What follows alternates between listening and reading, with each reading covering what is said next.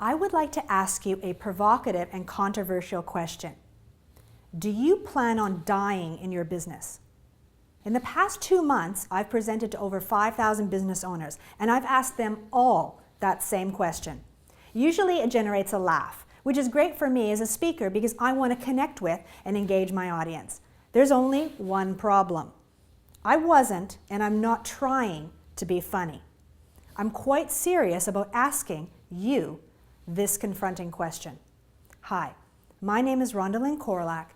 Based upon my experience as a lawyer, chartered accountant, and consultant to hundreds of businesses, I discovered that 99% of businesses fail because the owner or manager does not understand how to read and use the numbers in their financials. I wrote Financial Foreplay so that you don't have to get a university degree in accounting in order to make your business more profitable and generate a better return on the investment of your time and money. Now, if you are a business owner, I hope you have an exit strategy, an end game. No doubt you are building your business to make a living. But at some point, I have to assume that you either want to retire and pass your business on to a family member, or you might want to sell it and realize a gain on that sale. Would it be fair to assume that? Great, we're on the same page. Now, if that's the case, we need to get serious and have a good hard look at your balance sheet, specifically your fixed assets.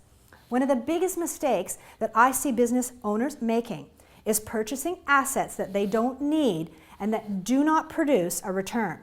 How many of you recently made the mistake of buying a new vehicle to take advantage of the tax rebate offered by the government? Be honest, you did it.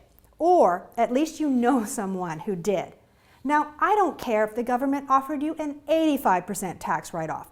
If you do not have solid cash flow and you don't need that vehicle to produce an income in your business, you should not have bought it. By buying an asset you don't need and can't afford, you are actually shooting yourself in the foot twice, short-term and long-term pain. Think about it. If you load your business up with assets that you don't really need or don't produce income, your return on assets is going to plummet, and that affects the value of your business. Who is going to buy your business if you don't have a decent return on assets? Exactly, no one. So if you're serious about building your business, you need to get serious about analyzing your fixed assets and making some decisions. If you want to learn more about this topic, spot the freeloader in your business, how to maximize the return on your assets, I recommend that you check out Chapter 5 of Financial Foreplay.